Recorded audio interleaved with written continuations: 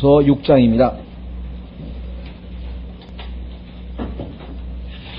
아모스서 6장은요, 5장 27절에 이스라엘, 북왕국 이스라엘에 대한 하나님의 심판이라고 한다면, 6장을 내용을 보시면, 유다 왕국에 대한 하나님의 심판인 것을 우리가 알 수가 있습니다. 우리가 이 에스겔서 16장을 한번 가보겠습니다. 에스겔서 16장. 에스겔서 16장에 보시면 51절과 52절입니다. 유다는 하나님 보시기에 그래도 좀 이스라엘보다는 나을까 싶었는데 나중에 그 유다가 어마어마한 죄악 가운데 빠진 모습이 하나님 보시기에는 이스라엘보다도 더 아주 뭐랄까요, 정도가 심한 정도에 와 있는 것을 두고 하나님께서 아주 신랄하게 꾸중하고 책망하시는 내용이 이 에스겔서 16장인데요. 우리가 뭐 다 읽을 수는 없고요. 그 중에서 51절부터 보겠습니다.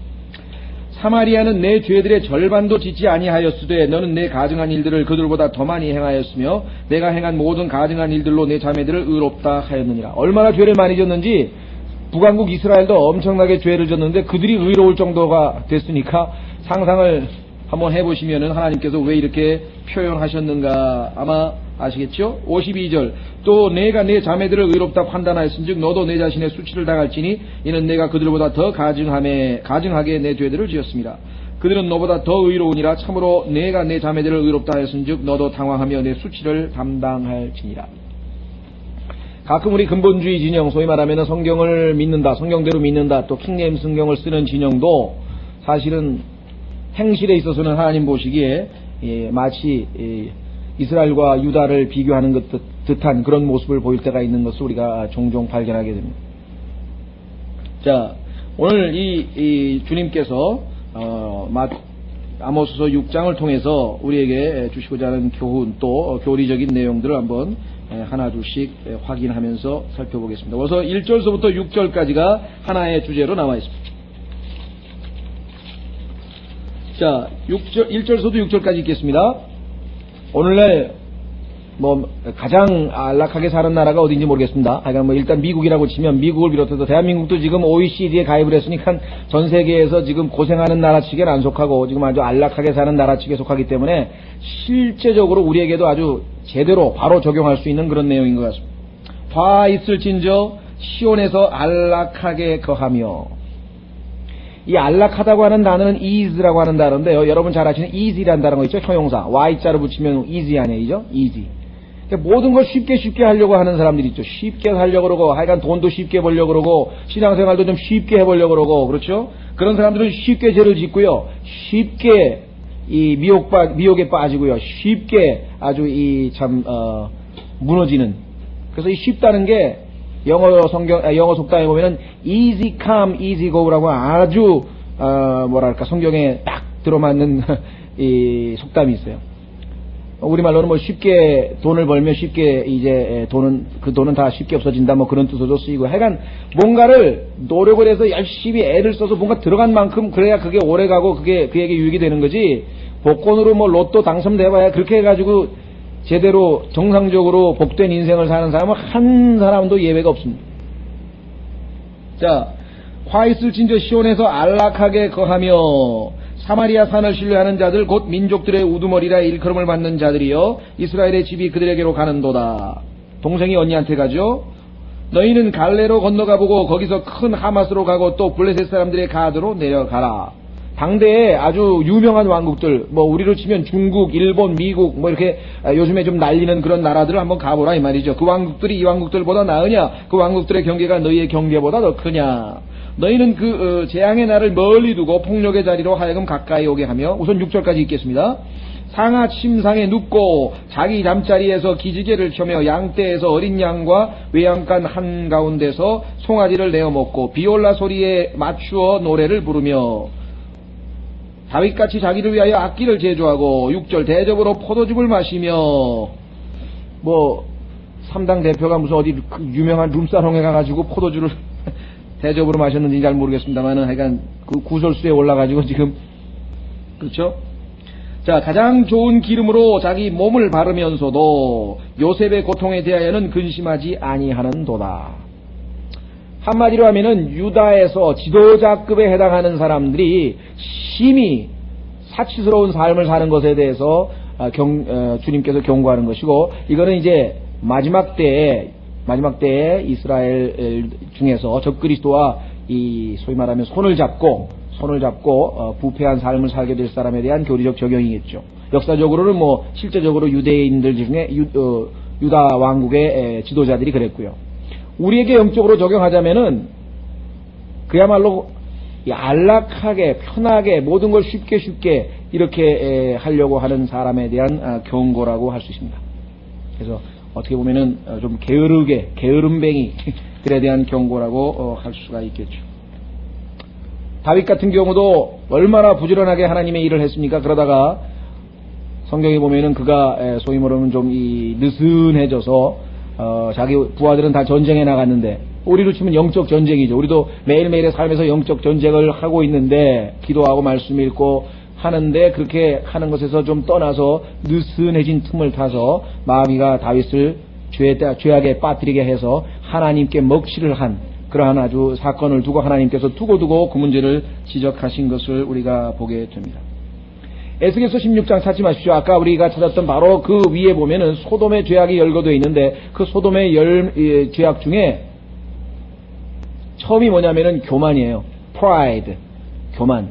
그 다음이 뭐냐면은 먹을 것이 많은 거예요. 먹을 것이 풍성하고, 그 다음이 뭐냐면 게으름의 충만함이에요. fullness of idleness인가 그렇죠. 그러니까 이게 먹고 마시고 놀고 게을르고, 이것이 사람들이 돈 잘 벌고 소위 말하면 권력 얻고 삶의 행복의 요소인 줄 알고, 그러나 그것이 행복의 요소가 아니라 성경에서 말하는 행복은 복되는 거 아니에요. 그죠? 하나님으로부터 축복을 받는 게 행복인데, 그래서 행복한 사람이란 뜻이 복된 사람이라, 복받은 사람이란 뜻인데, 오히려 인간이 행복의 조건이라고 생각하고 있는 요소들이 하나님 앞에는 복이 아니라 저주로 가는 그런 멸망의 길이라고 하는 사실을 성경에서 우리가 찾아낼 수가 있습니다. 그렇죠?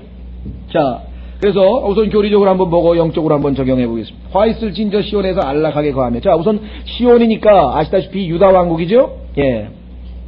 유다 왕국이라고 하는 사실을 우리가 알 수 있는 것은 첫 번째, 여기 시온이란 말이 나오고요.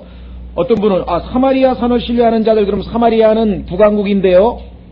그런데 이 유다 왕국은 시온이라고 하는 그 성읍이죠. 예루살렘 성읍에서 안락하게 살면서 북쪽에, 즉 사마리아에는 에프라임이라고 하는 산지가 있었어요. 그래서 적들이 쳐들어오려게 되면은 일종의 방어벽, 소위 말하면 그 뭐라 그러죠? fortification, 요새 같은 역할을 해줬어요. 그러니까 북왕국 그 사마리아 지역에 있는 에프라임 산지는 유다 왕국 사람들에게는 전쟁하는데 그 적군이 그걸 넘어오려면 얼마나 힘들겠느냐. 그래서 좀 안일하게 자세를 갖는데 그런 역할을 했다 이거죠. 옛날에도 왜 전쟁에 보면 감히 알프스를 넘겠느냐 그랬는데 알프스를 넘어가가지고 한니발이 넘어갔고 나폴레온이 흉내를 냈고 그랬잖아요. 그래서 안심하고 있었는데 그걸 넘어와서 급습을 한 그런 이야기들이 종종 나오는데, 그래서 여기서 사마리아 산을 신뢰하는 자들, 그러니까 사마리아는 북왕국인데 싶지만 그게 아니라 유다 왕국에 있는 그 부자들, 통치자들, 느슨하게 아주 먹고 마시는 그러한 이 사치스러운 삶을 사는 사람들이 북쪽에 아주 뭐 엄청나게 좋은 요새 산지들이 있어서 그게 쉽게 그 적군들이 쳐들어올 수 없다, 뭐 이런 식의 생각을 하고 있다는 얘기가 되겠습니다. 자, 뿐만 아니라 거기에 보면은 블레셋 사람들의 가드라고 하는 표현이 2절에 나오죠. 블레셋 가드, 이거는 다윗과 밀접한 관계가 있다는 사실을 우리가 잘 알고 있고요. 더더군다나 5절에 다윗과 같이 자기를 위하여 악기를 제조하고, 다윗은 하나님께 찬양을 드리기 위해서 악기를 제조했고, 이 사람들은 술 먹고 놀기 위해서 지금 악기를 만든 거고, 여기서 다윗같이라고 하는 것은 악기 만든 내용만 얘기하는 거지 실제 목적이 틀렸죠. 그렇죠? 자, 뿐만 아니라 6절에 결정적으로 유다 왕국이라고 하는 증거를 우리가 알 수가 있는데, 뭐냐면 요셉의 고통에 대하여는 근심하지 아니한다 그랬냐. 요셉은 북왕국 이스라엘 10지파를 대변할 때 에프라임 지파 또는 에프라임의 아버지 되는 요셉, 그래서 요셉이 북왕국 10지파를 대변해서 쓰일 때가 성경에 종종 나오고요. 또는 에프라임, 그러니까 에프라임이 되든 요셉이 되든 북왕국 10지파를 통틀어서 얘기할 때가 종종 있죠. 그러니까 711년에 북왕국이 멸망을 했고 606년에 BC죠 물론 BC 711년에 북왕국 이스라엘이 멸망했고 남왕국 유다는 606년에 망했는데 북왕국이 그렇게 아주 비참하게 몰락하는 모습을 죄로 인해서 하나님께 심판받아서 그거를 보고서도 여기 나와 있죠. 북왕국 요셉의 고통에 대해서는 근심하지 아니하는도다. 그렇죠. 월남 패망을 보고서도 이런 얘기를 우리 많이 하잖아요. 그죠? 옆 나라 망했는데 그 망한 거 보고서도 정신 차리지 못하느냐. 그와 같은 이야기를 여기서 우리가 확인을 해 볼 수가 있습니다. 자, 그래서 화 있을 진저 시온에서 안락하게 가며 사마리아 산을 신뢰하는 자들, 곧 민족들의 우두머리라 일컬음을 받는 자들이요. 왜 민족들의 우두머리인가? 물론 성경에 보면 민족들의 우두머리 국가로 주님이 세우신 것은 이 이스라엘 왕국입니다. 그런데 그 이스라엘 왕국 중에서도 유다 왕국, 즉 하나님께서 북왕국 이스라엘은 계속해서 악한 짓을 했고 유다는 그나마 그래도 다윗 같은 솔로몬 같은 히스기야 같은 요시야 같은 왕들이 있었잖아요. 그런데 그 중에서도 통치자급에 해당되는 사람이라고 한다면 여기에 나와 있는 민족들의 우두머리라 일컬음을 받는 자들이 될 것입니다. 그렇죠? 한번 확인해 보겠습니다. 성경에서 창세기 49장 10절 창세기 49장 10절에 보면은 왜 유다를 하나님께서 민족들의 우두머리라고 얘기했는가를 우리가 확인해 볼 수가 있습니다.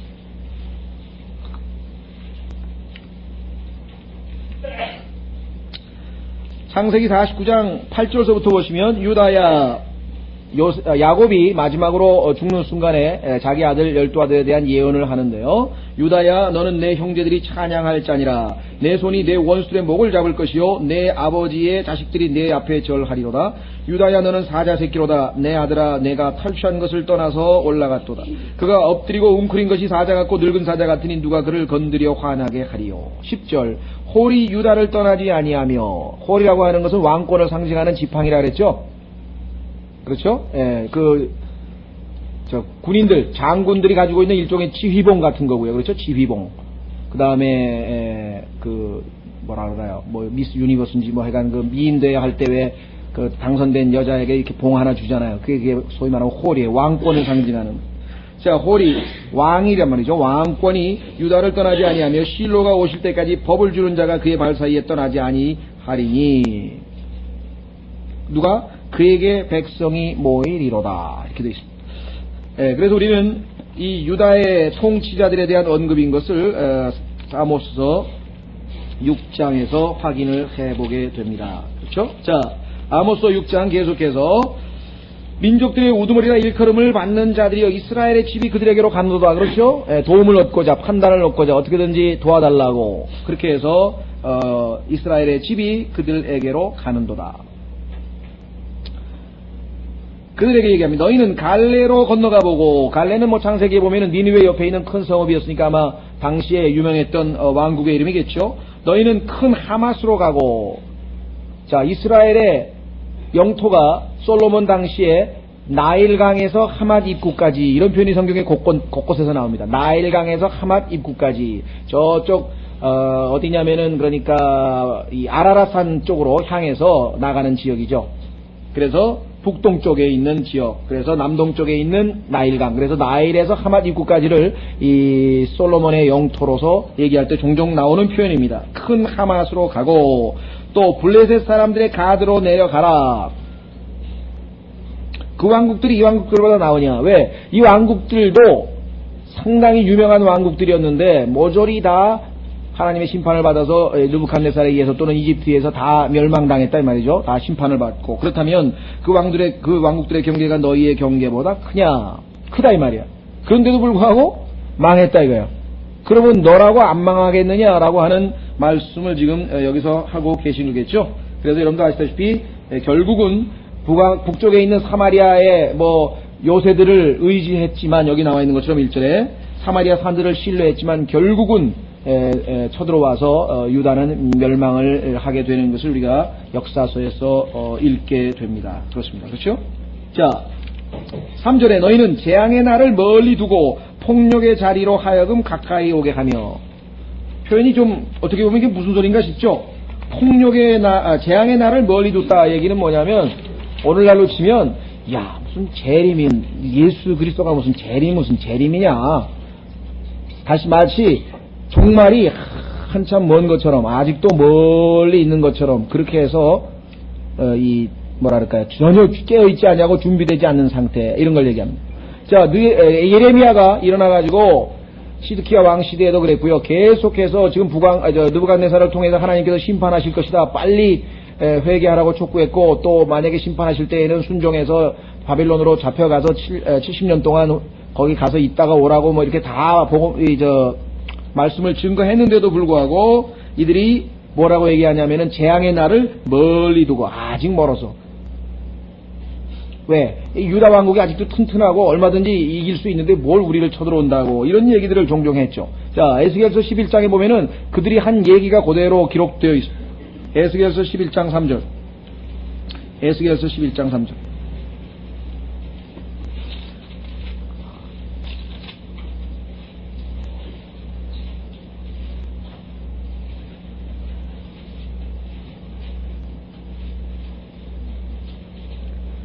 에스겔서 11장 1절부터 3절까지 보면은 당대 통치자들의 아주 느슨한 영적 상태, 깨어있지 못한 상태가 이렇게 기록되어 있습니다.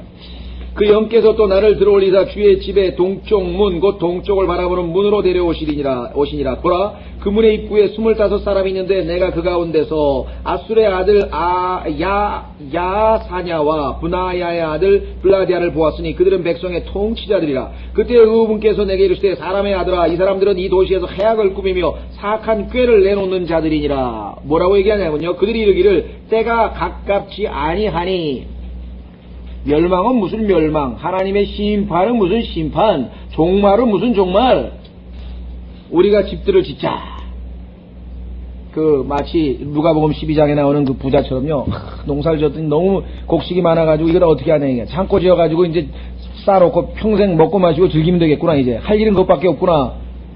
하나님께서 오늘 밤 내가 내 혼을 취하면 어찌 되겠느냐, 어리석은 부자야. 그 창고에 쌓인 모든 곡식이 누구를 위한 것이 되겠느냐. 하나님께서 그것을 악인의 재물을 의인에게 주시겠다고 성경에 말씀하셨죠. 하나님께서 뺏어 딴 사람 다 줘버린다 이 말이에요. 예? 자, 이 도시는 가마솥이 되고 우리는 고기가 된다 하느니라. 그러니까 실컷 먹고 마시고 놀고 뭐 아직 멀었다, 이게 아직 멀었다. 그렇게 지금 예? 자, 그런데요, 그러면 이때만 그랬느냐? 오늘날에도 그런 사람이 있어요. 베드로후서 3장으로 가면은, 베드로후서 3장에 가면 오늘날에도 주의 오심은 아직 멀었느니라 그런 사람이 있어요. 종말 얘기가 나오고 휴거 얘기가 나오고 재림 얘기가 나오면 에이 또 그 소리. 아예 그거에 관심이 없는 사람들이 있는데요. 그런 자들이 당할 화에 대해서 베드로후서에서 이렇게 기록을 했습니다.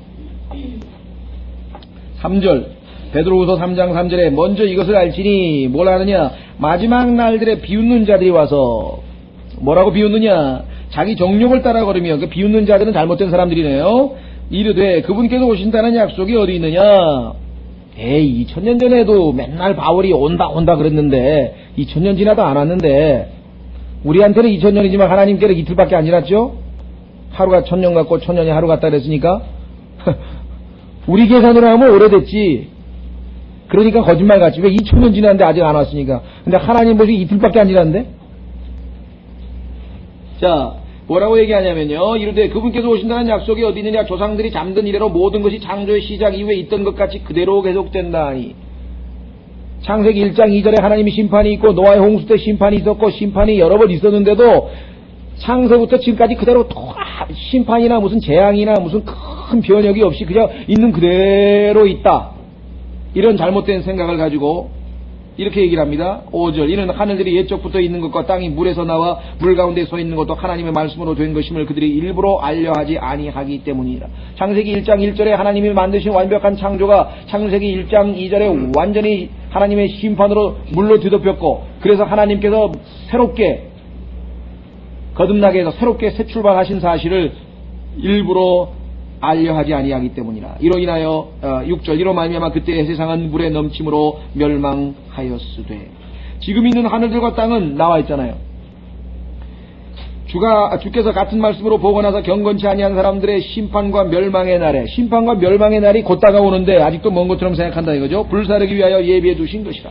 그러나 사랑하는 자들아, 주께는 하루가 1000년 같고 1000년이 하루 같다는 이 한 가지 사실에 대하여 무지한 자가 되지 말라. 네 생각에 2000년도 지나서 안 왔는데 뭘 오기는 와. 라고 생각하지 말라. 이게 무지한자다 이 말이에요. 이틀밖에 안 지났대. 기록하기를 주께서는 자신의 약속에 대하여 어떤 사람들이 더디다고 생각하는 것 같이 더디신 것이 아니며, 우리 생각에 더딘 거지.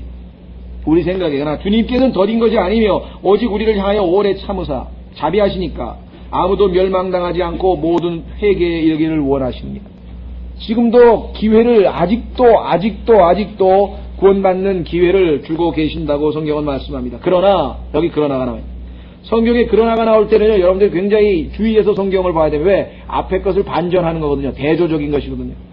성경 공부하는데 아주 도움이 되는 단어가 이 그러나예요. 앞과 뒤를 대조해보. 왜? 성경에서는 뭐가 다르고 뭐가 같고 그거 공부하면은 반복해서, 그렇죠? 첫 번째 대조, contrast. 두 번째 similitude, 비슷하다. 예를 들면 천국은 뭐와 같으니라. 그러니까 but, 그 다음에 like, as, 그것만 잘 찾으면 성경 공부가 되죠. 반복. 세 번째는 뭐야? repetition. 계속해서 반복해서 그런 것들을 보니까 이제 뭐야? 올바로 나누어서 구분할 수 있게 되죠. 공부가 되죠. 자, 그러나 주의 날이 밤에 도둑같이 오리니 그날에는 하늘들이 큰 소리와 함께 사라지고 원소들이 뜨거운 열에 녹으며 땅과 그 안에 있는 일들도 불태워지리라. 옛날에는 이 구절을 읽고 비과학적이라 그랬어요. 과학자들이. 왜? 어떻게 온 우주가 불이 타냐? 그렇죠? 말이 안 되는 것 같죠? 그런데 요즘에 물리학자들에 의하면 이론적으로 틀리지 않다. 즉 비과학적이 아니라 과학적으로 틀리지 않다는 결론입니다. 왜? 뭐 저는 물리학에 지식이 없어서 잘 모르겠어요. 하여간 이 세상에는 물질이라고 하는 것이 있는 반면에 반물질이라고 하는 것이 발견이 됐던 게 반물질. 그 물질과 반물질이 촉매에 의해서 폭발하면 우주가 다 폭발이 된다는 거예요. 그러니까 이게 과학적으로 틀린 얘기가 아니라고 가만히 놔뒀는데 지들끼리 티각티각 하다가 과학자들이 결론을 내렸다고. 그러니까 아무리 과학자들이 이 성경에 틀린 걸 찾아내려고 해봐도요, 나중에 최종적인 결론은 항상 성경이 옳은 것으로 판명이 나는 거예요. 자, 나타나는 것은, 그죠? 이거 지금 나타났잖아요. 눈에 보이는 것으로 말미암지 아니하였나니. 이게 눈에 안 보이는 걸로 만들어졌다는 거예요. 도대체 눈에 안 보이는 게 뭐냐 이게. 히브리서 11장 10에 기록되어 있는데 지금으로부터 2000년 전에 기록된 거 아닙니까? 그런데 200년 전에나 200년이 뭐예요? 아마 20세기 초일 겁니다. 아마 노벨상을 탔으니까. 아마 노벨상 탄 사람이 모든 물질의 기본 구조가 분자로 되어 있다라고 하는 사실을 발견해낸 거예요. 보이지 않는 것들로 나타나는 것이 만들어졌다는 사실은 성경에는 쉽게 기록을 했고요. 요즘에는 뭐 학문적인 용어를 썼을 뿐이지 성경이 틀린 예는 없다는 거예요. 성경이 틀린 얘기는. 뭐 그런 얘기는 뭐 너무 많아가지고 제가 뭐 말씀 안 드립니다만은 그저 상식적으로 여러분들이 성경에는 공기의 무게라고 하는 말이 나와요. 옛날 사람들이 공기에 무슨 무게가 있어. 그랬더니 나중에 알고 보니까 공기가 왜 무게가 없어요. 다른 빛을 내지 않냐면 달이 맨날 빛나는데 왜 빛이 안 난다 그래. 나중에 알고 보니까 다른 스스로 빛을 내는 것이 아니라 햇빛을 받아서 반사한다고 하는 사실이 그거 발견한 게 200-300년밖에 안 되는 거예요. 그 기록이 지금으로부터 2000 몇 년이에요. 그러니까 욥기니까 2000년, 4000년 전에 지금 쓰여진 건데요. 예? 그러니까 이 하나님의 말씀은 뭐 우리가 그와 같이 과학적인 그 사실들이 밝혀지는 것으로도 우리가 확인을 해볼 수가 있습니다. 우리는 뭐 과학이 뭐라고 한다 그래서 요동도 안 치지만요. 과학이 혹시 성경이 어떻다고 얘기를 해봐야 얼마 있으면 자기들 스스로가 고쳐요. 예? 창세기 1장 1절은 비과학적이다. 왜 그러냐 하니까 아니 에너지라고 하는 것은 생성되지도 아니하고 파괴되지도 아니하고 변이만 된다. 그 창세기 1장에 탁 에너지가 처음으로 창조가 됐네? 그럼 비성경이에요. 나중에 알고 보니까 그들이 연력학 제2법칙이라고 하는 소위 말하면 엔트로피라고 하는 것을 찾아내서 온 우주에는 시작이 있고 끝이 있을 것이다. 스스로 이제 성경이 맞다고 이제 와서 불교의 영원무궁 뱅뱅뱅뱅 도는 게 아니라 시작이 있고 끝이 있다고 하는 것이 오히려 과학적으로 맞다고 스스로들 이야기를 한대. 그런 얘기들이 뭐 너무너무 많아요. 자, 그래서 우리는 이 구절도 바로 그와 같은 구절 중에 하나고요. 결국은 어떻게 되는가? 주님께서 심판하실 것이다 라고 이야기를 했습니다. 그런데 조롱한다 그랬죠. 다시 아모스로 가면은요. 아모스. 자, 그래서 이 사람들은 어떤 사람들이냐? 3절. 너희는 재앙의 날을 멀리 두고 마치 안 올 것처럼 멀리 두고 그렇죠? 예. 문제는 어디 있느냐? 폭력의 자리로 하여금 가까이 오게 하면. 얼핏 보니까 이게 도대체 무슨 소리냐? 갑자기 폭력의 자리로. 그래서 할 수 없이 우리는 성경을 성경으로 찾아야 되거든요. 그런데 다른 모든 성경에서 이 자리라고 하는 seat of violence인데요. 이 seat라고 하는 단어를 다 다른 단어로 바꿔 꼈어요. 하나님께서는 이 seat of violence, 소위 말하면 폭력의 자리가 무엇인가를 알려면 이 seat라는 단어가 반드시 있어야 돼요. 그래야 성경을 성경으로 찾아야 이게 무슨 뜻인지 알 수 있거든요. 성경은 1.1획도 손댈 수 없는 것이 바로 이것이에요. 왜? 성경을 성경으로 영적인 것을 영적인 것으로 비교해야 하나님이 이것이 무슨 뜻인지 알 수 있는데 단어를 전부 다 바꿔 껴가지고 다른 성경으로는 찾아낼 수가 없어요. 무슨 뜻인지 알 수가 없어요. 킹제임 성경으로만 알 수가 있대요. 자, 여러분들 벌써 자리라고 하는 말을 딱 듣고 어떤 사람은 그거구나 하고 벌써 눈치를 채신 분이 계실 터인데, 자, 계시록 2장으로 계시록 2장에 가면은 사탄의 자리라고 하는 단어가 나오잖아요. 사탄의 자리. 예? 이게 벌써 계시록 2장 13절. 계시록 2장 13절. 내가 내 행위를 알고, 자, 이 버가모라고 하는 교회에게 주님께서 이제 말씀하시는데, 내가 내 행위를 알고 또 내가 어디에 거하는지를 아노니 곧 뭐라고 했습니까? 사탄의 자리가 있는 곳이라. 악한 자가 권력을 장악하고 있는 곳이에요. 그게 바로 이게 불법의 자리인데요. 폭력의 자리인데, 적그리스도가 나중에 다스리게 될 그때죠. 여러분들 나중에 이스라엘이 적그리스도와 언약을 체결해가지고 그들을 진짜 메시아로 착각해서 3년 반 동안 실컷 대환란을 통해서 고난당하는 사실을 우리는 잘 알고 있잖아요. 자, 뿐만 아니라 시편 94편에도 우리에게 힌트를 주는 구절이 나옵니다.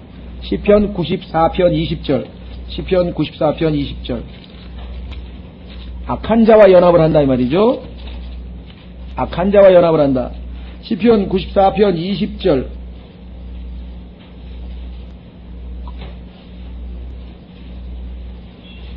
시편 94편 20절에 보시면 법을 힘입어 해악을 꾸미는 불법의 왕좌가, 자, 법을 힘입어 해악을 꾸미는 불법의 왕좌가 어찌 주와 교제를 갖겠나이까. 여기 보면은 불법의 왕좌라고 하는 단어 나오죠. 예, 불법의 왕좌, 폭력의 자리, 사탄의 자리 다 같은 것을 언급하고 있습니다. 자, 에스겔서 8장 5절로 가면은 거기에는 뭐라고 되어 있냐면은요, 질투의 형상이라고 하는 표현이 나오는데요. 한번 확인해 보겠습니다. 에스겔서 8장 5절, 우상을 섬겨놓은 데죠. 우상을 떡 세워놓은 자리, 거기가 바로 질투의 형상의 자리인데요. 에스겔서 8장 5절. 에스겔서 8장 5절.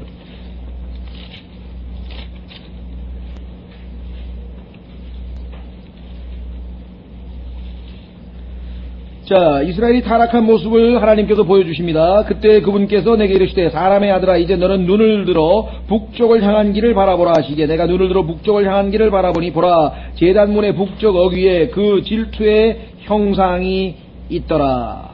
질투의 형상이 있더라. 자, 나중에는 이 적그리스도가 자기 자신을 하나님이라고 내세운다 그랬죠. 그래서 마태복음 14장에 다니엘이 말한 바 멸망에 가증한 것이 거기에 서거든. 그렇죠? 자, 데살로니가 후서 한 구절 더 찾겠습니다. 데살로니가 후서에 보면은 이제 하나님의 왕좌에 자기가 앉아요. 그러면 그것은 뭐예요? 폭력의 자리가 되겠죠? 거룩한 자리가 돌변을 해버린단 말이에요. 데살로니가 후서 2장 3절.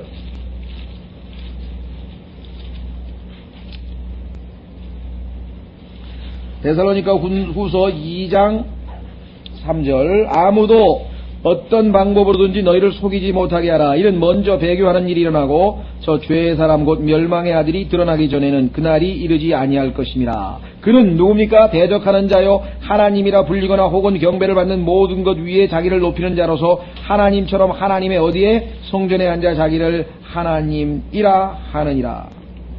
그렇죠? 예, 그래서 우리는 아모스서 5장에 나오는, 죄송합니다. 5장이 아니고 몇 장이었어요? 6장이죠. 예. 6장에 나오는 그 폭력의 자리가 바로 적그리스도에 관한 것이라고 하는 사실을 우리가 성경을 통해서 확인을 하게 됩니다. 문제는 하나님의 말씀을 손대서 자리라고 하는 단어를 빼버리면 어디 가서 이 성경을 찾아낼 수가 없어요. 폭력의 자리가 무엇을 의미하는지를 성경을 통해서 찾아야 되는데 이 관련 구절이 맞지가 않아요. 크로스 레퍼런스가 맞지를 않아요, 도체. 그래서 성경은 우리가 절대로 1.1획도 우리가 손댈 수 없습니다. 자, 그래서 우리는 아모스 6장 3절 너희는 재앙의 날을 멀리 두고 폭력의 자리로 하여금 가까이 오게 하며 결국은 이 폭력의 자리 적그리스도와 언약을 맺고 친하게 지냈는데 나중에는 그로 인해서 오히려 뭐예요? 고난을 당하고 박해를 당하고 고통을 당하는 모습을 우리가 잘 알죠. 그것은 예레미야 나중에 찾아보십시오. 52장에 보면은 느부갓네살이 나중에 이스라엘을 심판하는 것으로 예표가 되어 있습니다. 그런데 그 장소의 이름이 뭐냐면 하맛이에요. 하맛. 아까 2절에 나와 있는 하맛 입구에서 이스라엘이 심판을 당하는 모습이 성경에 기록되어져 있습니다. 4절로 가겠습니다. 상하 침상에 눕고, 여기서는 지금 상하 침상, 근데 조금 뒤에 가면은요, 자기 잠자리에서 기지개를 켜며 이렇게 나옵니다. 여기 베드라고 하는 거하고 카우치라고 하는 단어가 나오는데, 여러분, 이스라엘 사람들의 그 풍습 중에 하나는 식사할 때 옆으로 비스듬히 누워서 밥 먹죠. 그렇죠. 예, 그래서 이 아이보리 침상은 정말 향기 나는 아주 그냥 최고급 그 일종의 침상인데 식사를 위한 것이고, 뒤에 나와 있는 카우치라고 하는 것은 잠자리에 관련된 것으로 우리가 보게 됩니다. 자, 그래서 상하 침상에 눕고, 여기서 눕는다는 얘기는 밥 먹으려고 누워 있다면 옆으로 또 자기 잠자리에서 기지개를 켜며, 아주 사치스럽죠. 양떼에서 어린 양과 외양간 한가운데 송아지를 내어 먹고, 그렇습니다.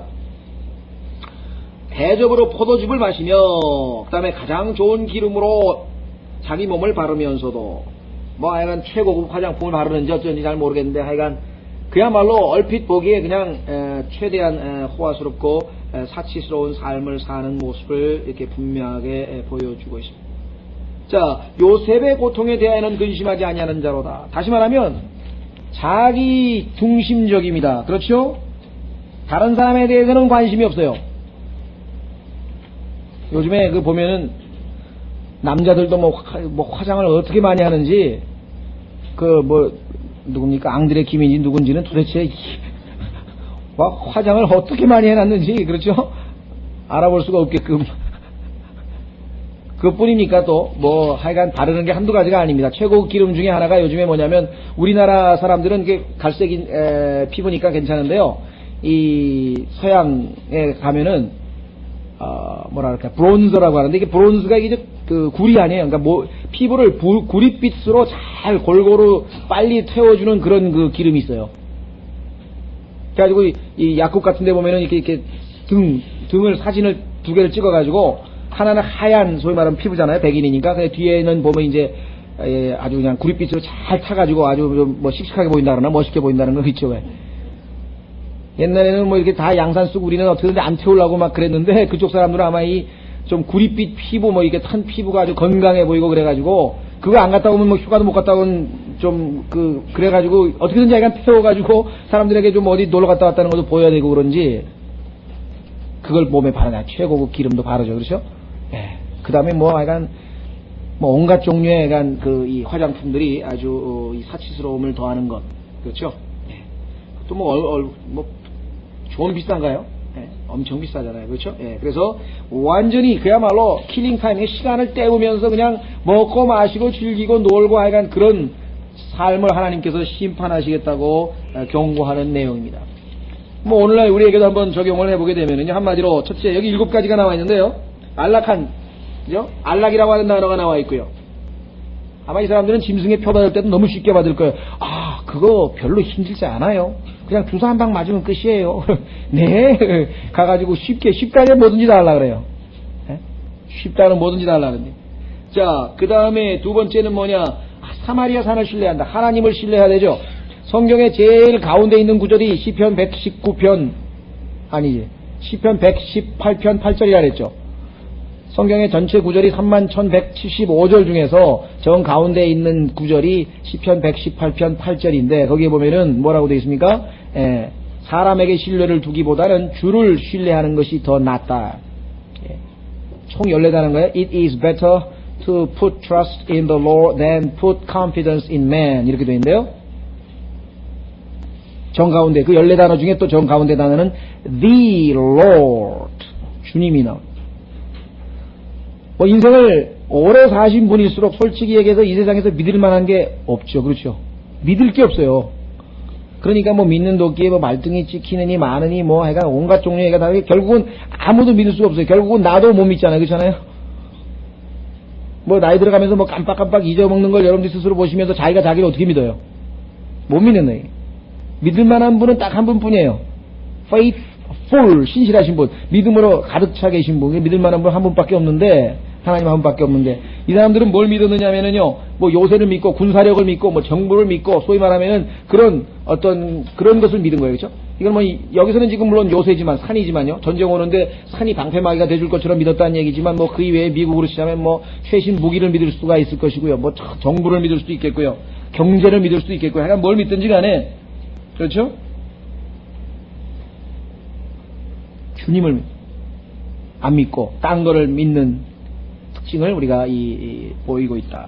세 번째는 여기 보시면 3절에 재앙의 날을 멀리 두고 폭력의 자리로, 재앙의 날을 멀리 둔다 그랬으니까 이 사람들은 뭐냐면요, 한마디로 하면은 소위 말하면 뭐 속되게 얘기하면 좀 느긋한 거지. 그냥 위험이 닥쳐왔는데도 그런 거에 별로 위기감을 느끼지 않는 그런 아주 사람들이라고 하는 것을 우리가 또 볼 수가 있고, 그 다음에 네 번째는 아까 뭐라고 나왔습니까? 상하 침상에 눕고 잠자리에서 기지개를 켜고 그 다음에 먹고.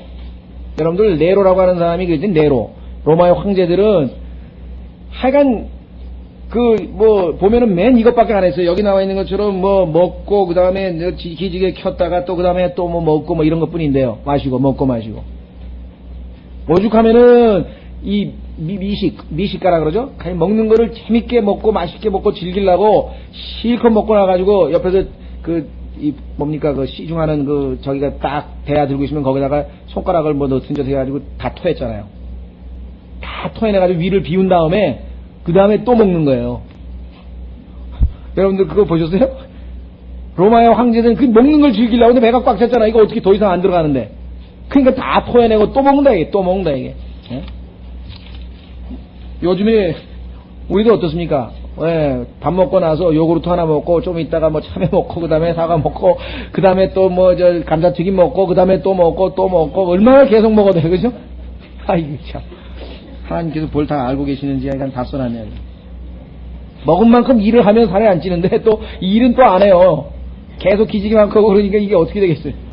예? 참 하나님께서 너무 정난하게. 그 다음에 그것뿐입니까? 5절에 비올라 소리에 맞추어 노래를 부르며 다윗까지 자기를 위하여 악기를 제조하고. 다섯 번째는 음악인데요. 음악. 하나님께서 원래 음악은 하나님을 찬양하기 위해서 만들어진 것이라고 에스겔서 38장에 나오고, 그렇죠? 또 출애굽기 15장에 보면은 음악의 기본이 하나님을 영광스럽게 하게 찬양하기 위해서 지금 음악이 나왔는데, 스피리추얼. 그래서 우리가 고전 음악은 우리의 영을 좀 안정시키죠. 그렇죠? 그래서 죄를 지었을 때 악한 영이 사울에게 임하면은 다윗이 하프를 치면서 하나님께 찬양하는 그 영적인 음악을 이렇게 들려주면은 사울에게서 악한 영이 떠났다고 성경에 기록되어 있잖아요. 고전주의에 해당하는 음악, 뭐 핸델, 바흐 뭐 이런 사람들 음악을 들으면 우리가 영적으로 차분해지면서, 그렇죠? 깊이 있는 어떤 그런 게 접하는가 하면은 바그너, 베토벤이 경계인데요. 고전주의와 낭만주의의 경계인데, 이 베토벤에는 소위 말하면 소울이에요. 이 혼을 즐겁게 하는 거예요. 베토벤 음악을 즐기면은 인간이 아주 즐거워져요. 이것도 나쁠 건 없죠. 근데 이제 이 차이콥스키라 그러나요? 그 밑으로 내려가가지고 오늘날 뭐 락앤롤에 이러면 아예 이제 육을 즐겁게 하는 거에서 나중에는 뭐 하여간 뭐 온갖 죄악으로, 관능적인 죄악으로 이끌어가는 그런 이제 음악들이 이제는 음악. 여러분들 슈퍼를 가보세요. 뭐 길거리를 다녀보세요. 무슨 어디를 가든지 음악을 틀어놓은 거예요. 이게 어디를 가든지 도대체 조용한 데가 한 군데도 없어요. 예? 슈퍼에 물건 하나 사러 가도 뭘 그렇게 그냥 막 랩송인지 뭔송인지 틀어놔가지고 막 제잘제잘 막 시끌벅적 그냥 어디 가도 조용히 뭐 어떻게 묵상을 하거나 뭐 이럴 장소가 하나도 없어요. 그러면 완전히 현대는요, 뭘 틀어야 돼, 그냥. 음악을 튼다, 라디오를 튼 관광버스도 보면 뭐 틀어야 돼, 그냥 뭐 쿵짝쿵짝 뭐 계속 택시를 타도 택시 운전수도 보면 맨 무슨 목포의 눈물을 틀든지 뭘 틀든지 그냥 틀어놨어. 완전히 이 사람으로 하여금 차분하게 뭔가를 생각할 수 있는 시간을 안 주는 거예요. 그게 바로 이 사회의 특징입니다. 그 다음에 뭡니까? 그 다음에 술이죠. 음악이 가는 곳에 술이 가야죠. 그렇죠? 밴드가 있으면 또 술이 있어야 될 거 아니에요. 술. 자, 그래서 그 다음에 그제 마셨다는 그 폭탄주, 어떤 사람은 폭탄주도 성경에 있습니까? 성경에 있죠? 여러분들. 어디 있습니까? 잠언 23장에 한번 보세요. 거기 성경에 없는 게 없다 그러니까 어떤 사람이 폭탄주도 있습니다. 성경에 있어요, 폭탄주. 잠언 23장에 보면은요,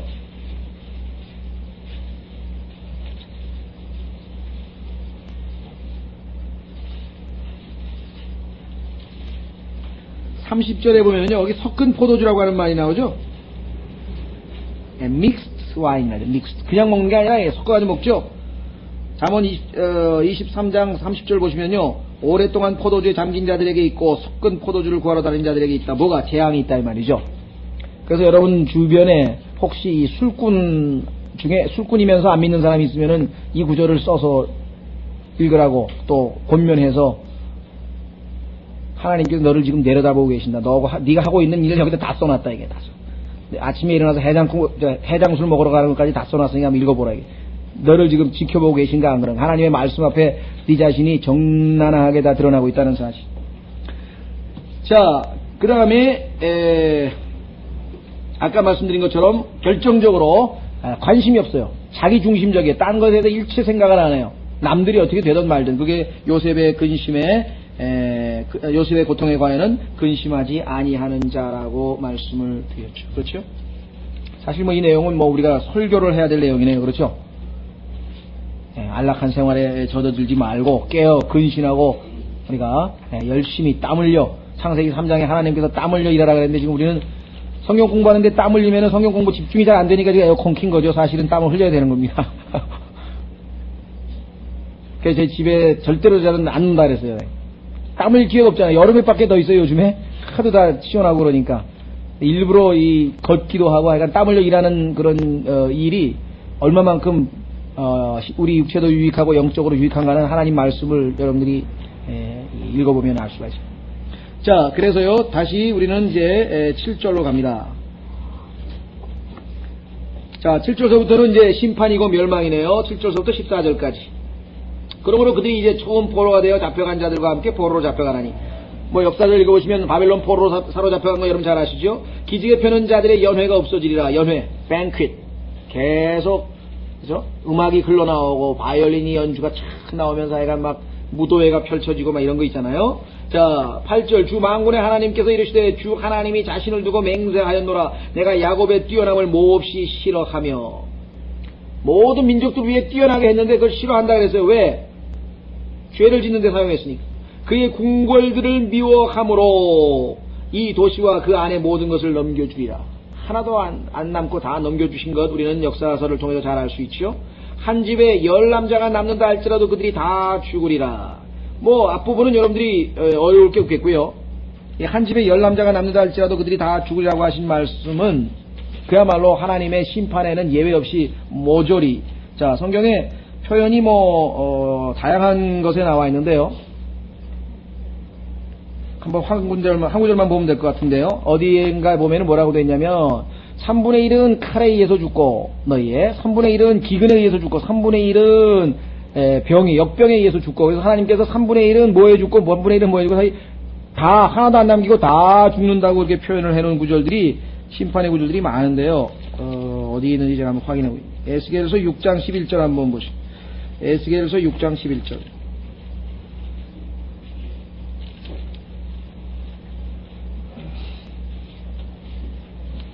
에스겔서 6장 11절에 보시면은요,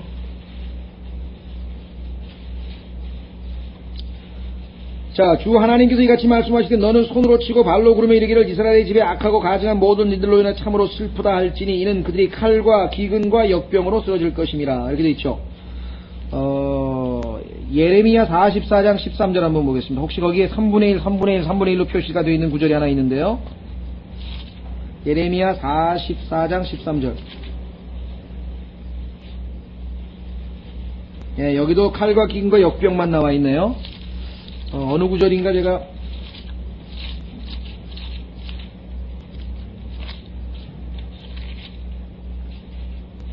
예, 24장 10절도 그렇고요.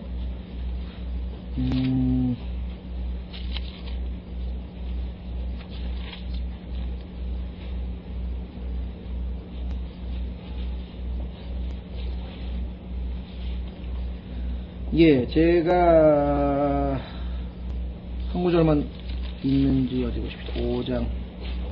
예, 5장 12절이에요. 에스겔서 5장 12절에 나와요. 칼과 기근과 역병인데 그 3분의 1씩 하나님께서 그 세 가지 방식으로 처벌하시겠다, 멸망시키시겠다.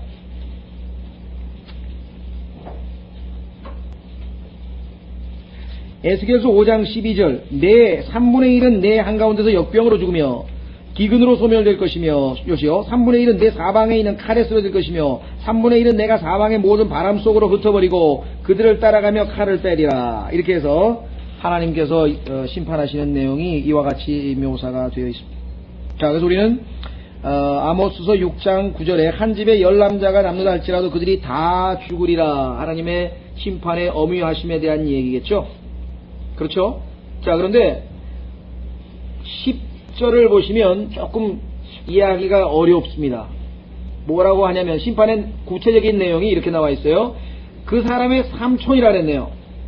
그러니까 어떤 한 사람이 있는데 그 사람의 어떤 한 사람의 삼촌 곧 죽은 자를 불태우는 자가 그를 취하여 그 뼈들을 집 밖으로 가져갈 때, 가만히 있어봐. 그럼 시체를 불을 태운다. 그러면 이게 무슨 이유가 있구나. 왜 그렇습니까? 이게 전염병이니까요. 이 전염되지 못하도록 하기 위해서 지금 불을 태우는데, 그렇죠? 여러분들이 아마 계시록을 공부하신 분들은 마지막에 보면은 이들이 그 이마에 또는 손에다가 짐승의 표를 받게 될 때 몸에서 어떤 이 종기가 생겨가지고 그들이 아주 고통을 당하게 되는 내용이 기록되어 있죠. 그것을 우리는 나병일 것이라고, 그죠? 예, 나병이 발병할 것이라고 그렇게 이야기를 했는데요. 레위기에 나와 있는 그 나병 걸린 집이 있습니다. 그 집에는 아무도 못 들어가게 되어 있잖아요. 그렇죠? 전염될까봐. 그런 기록들을 여기서 우리가 다 찾을 수는 없고 비교를 해보게 되면 이것이 마지막 시대에 있게 될 나병과 관련된 것일 것이라는 것을 우리가 짐작을 할 수가 있습니다. 여기 보시면 그 집에 곁에 있는 자에게를 너희는 아직도 너와 함께 한 자가 있느냐 하면 그가 이르기를 없다 하리니. 다 죽었죠. 그러면 그가 이르기를 내 혀를 억제할지니 이는 우리가 주의 이름을 언급해서는 안 되기 때문이라 하리라. 자, 그러니까 정말 전염병이 돌지 않도록 하기 위해서 지금 이 시체를 불태워버리고 지금 내갖고 혹시 또 남아있는 사람이 있느냐? 그때 하나도 없다, 이게. 그럼 다 죽었다는 얘기 아닙니까? 그렇죠? 그러면 집안에 있는 10식구가 다 죽었으면 우리가 어떻게 되겠습니까? 정말 감탄사 한마디가 나와야 될 거 아니에요. 어쩌다 일이 됐는가? 또 좀 불만 있는 사람은 하나님도 너무하시지, 이런 말이 한마디 나와야 될 거 아니에요. 그렇죠? 아니면은 하나님께서 당신만이라도 보호하시기를 하면서 시체 묻으러 가는 사람한테 좀 그렇게 얘기를 하든지 뭐가 한마디 나와야 되는데, 두 가지 해석이 가능합니다. 너무나 비참하고 너무나 뭐라 그럴까요? 이 멸망의 정도가 심해가지고 하나님이라고 하는 말을 꺼낼 수도 없을 지경까지 지금 와 있다. 이렇게 우리가 볼 수가 있겠고요. 또 하나는 계시록을 근거로 해서 보면 사람들의 마음이 너무나 완악해져 가지고 이때에도 하나님 얘기는 꺼내지도 마라. 다시 말하면 하나님에 대한 아주 일체 얘기를 못하게 그렇게 하는 그 완악한 마음의 상태를 보여준다. 두 개의 해석이 가능한 것 같은데요. 여기서 내 혀를 억제할지니 이는 우리가 주의 이름을 언급해서는 안 되기 때문이라 했는데요. 글쎄 여러분들은 어떻게 해석을 하는 게 좋을지 모르겠어요. 하나님의 진노하심이 너무나 극심하다 보니까 이들이 그냥 하나님도 너무하시지라고 하는 그런 얘기 한마디 오든지, 아이고 당신만이라도 하나님이 보호해 주셨으면 좋겠다고 하든지 뭐가 한마디 나올 것 같은데, 그렇죠? 그나마 하나님을 찾으면, 그런데 너무나 완악해서 하나님을 안 찾는 건지. 왜냐하면 계시록을 보게 되면은 사람들이 너무나 마음이 완악해져 가지고 하나님이 계속해서 지금 그 환란 때 심판하시는데도 끝까지 회개 안 하는 무리가 있어요. 그렇죠? 그런데 또 한편의 무리를 보면은 나중에 예루살렘에 지진이 나가지고 사람들이 아주 두려움이 생겼을 때에는, 그때는 또 하나님께 영광을 돌리는 무리가 나타나거든요. 제가 두 가지 해석을 가능하겠습니다만, 하여간 여러분들이 이때의 상태가 하나님을 입에다가 올릴 수 없을 정도의 아주 좀 뭐랄까 극한 상황이라고 하는 것을 우리가 짐작을 할 수가 있습니다. 이사야서 26장에 보면은요, 이와 연관된 구절이 하나 있는데, 이사야서 26장 13절.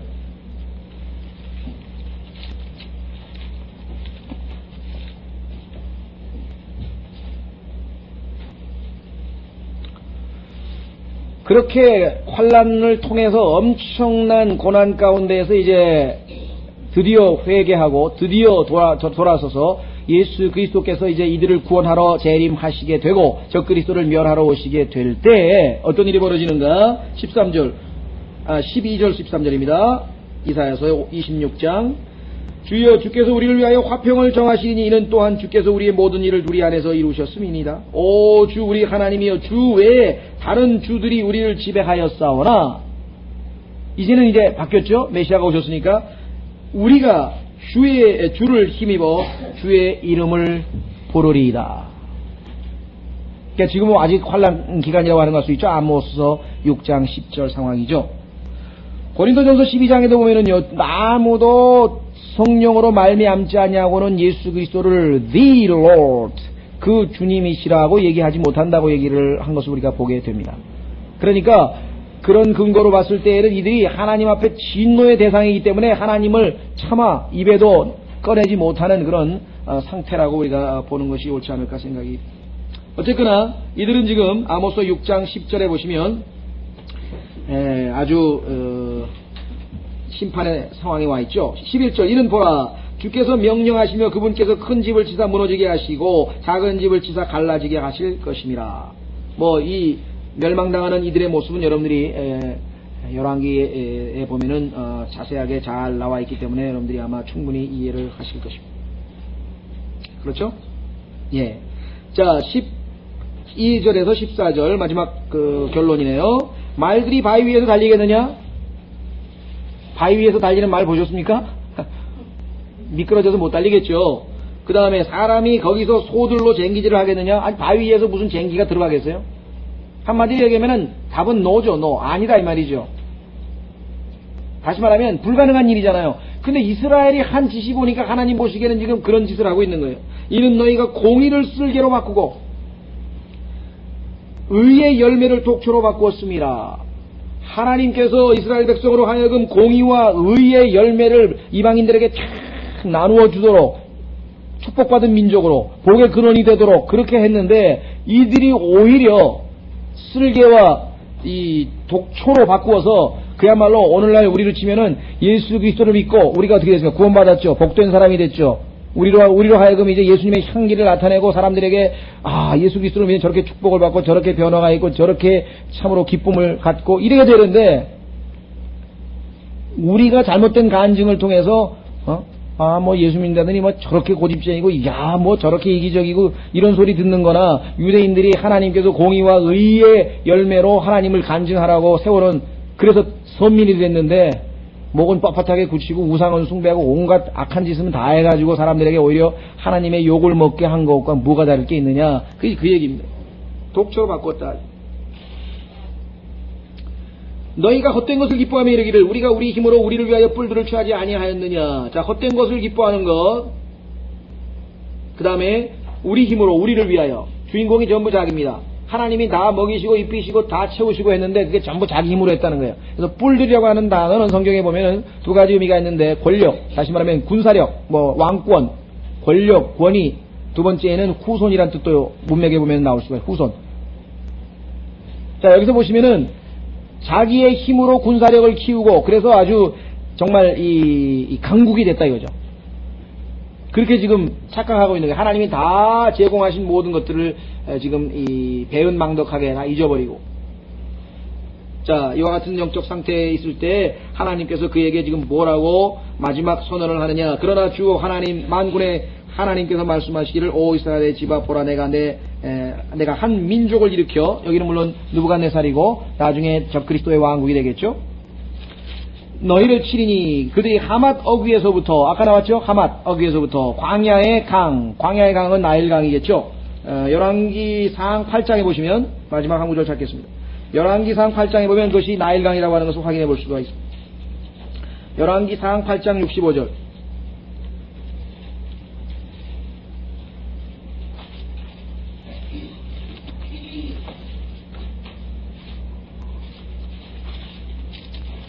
열왕기상 8장 65절에 기록하기를 그때 솔로몬과 그와 함께한 온 이스라엘 곧 하맛 입구에서부터 이집트 강까지의 큰 회중이 이래와 이래 동안 곧 열나흘 동안 주 우리 하나님 앞에서 명절을 지키더니, 솔로몬이 다리던 영토의 그 경계선을 얘기할 때 이렇게 얘기한다고 했죠. 따라서 우리는 여기 광야의 강이라고 하는 것이 바로 아라비아 광야 밑에 있는, 옆에 있는 나일강이라고 하는 것을 우리가 확인을 해보겠습니다. 결국은 하나도 안 남기고 처음부터 끝까지란 뜻이죠. 전체 영토가 다 먹혀서 결국은 바빌론으로 포로로 사로잡혀가게 되고 마지막에 적그리스도에 의해서 멸망당하게 될 것을 언급을 했습니다. 그러면 우리는 다음 시간에 아모스서 7장, 8장, 9장은 이제 5가지의 환상을 보게 됩니다. 그 5가지 환상에 대한 내용으로 이제 좀 주제가 약간 바뀌게 되는데요. 오늘 아모스서 6장까지 했고 좀 쉬었다가 디도서 하겠습니다.